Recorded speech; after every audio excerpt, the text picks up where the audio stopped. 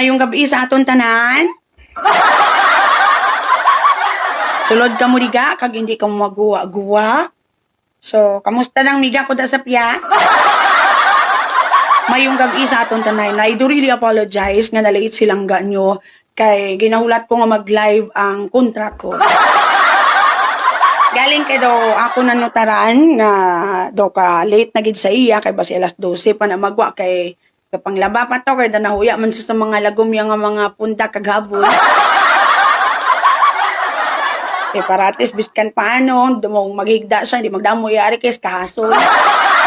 Sulod ka mo diga kag hindi ka mo magawa-guwa. We can talk about anything. You can ask me any question. Maayong gabi. Pwede ta ka mo advisean kung may ara ka mo mga problema. Pwede man nga padayon lang gyapon sa pagpangita kontra. Depende sa trip nyo tanan.